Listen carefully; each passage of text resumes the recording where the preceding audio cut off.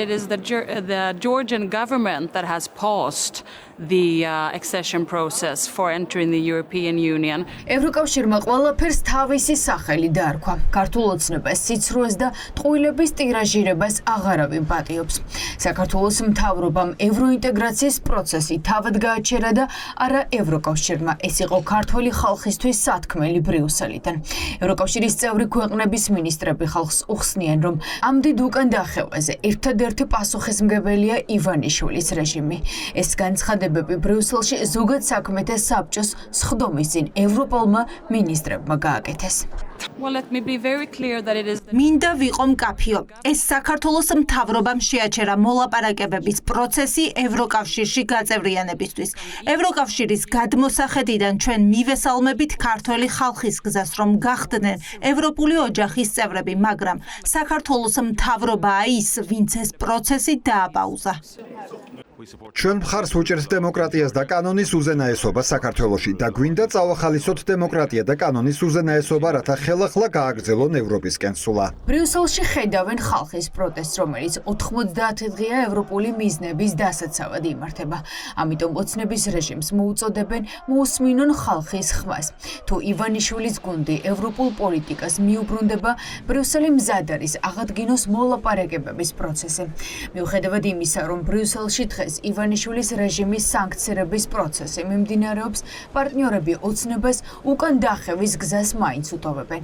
ევროკავშირის მინისტრები რეჟიმს აფრთხილებენ, რომ ისტორიულ შანსს ჩაეჭიდონ, რადგან რომ არა ომი უკრაინაში გაფართოების ფანჯარა ასე სწრაფად საქართველოსთვის არ გაიხსნებოდა.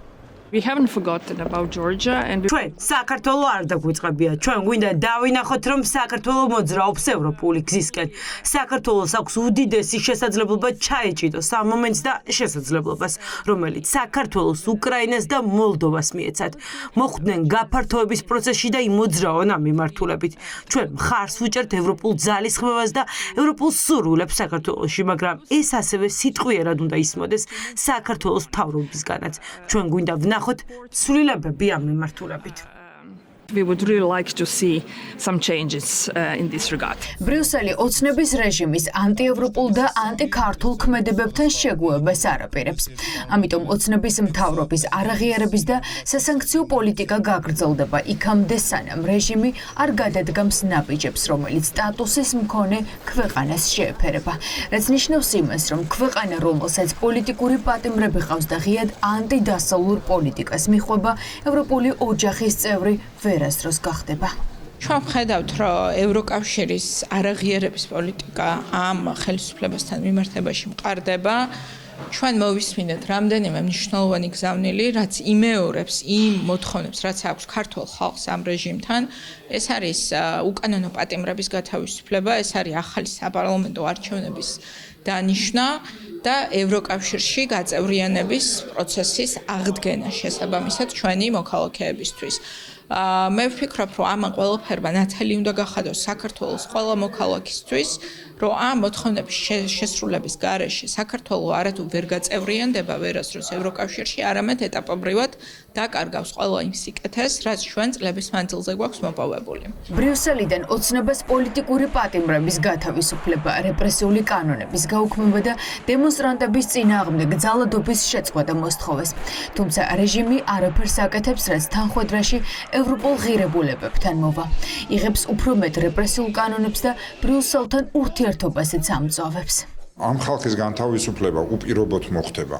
მოხდება ეს მათი მხრიდან ზეწოლის შემდეგ თუ მათი დამხობის მერე ფაქტია, რომ ამ ადამიანების თავებით ვაჭრობა არ იქნება და ეს ჩვენმა საერთაშორისო პარტნიორებმა კიდევ ერთხელ დაადასტურეს, როდესაც მოითხოვეს მათი აბსოლუტურად უპირობო განთავისუფლება. ბრიუსელმა ევროკავშირის კარი ოცნების სისხლიან რეჟიმს დაუხურა, თუმცა ევროკავშირის კარი ღიაა ქართველი ხალხისთვის.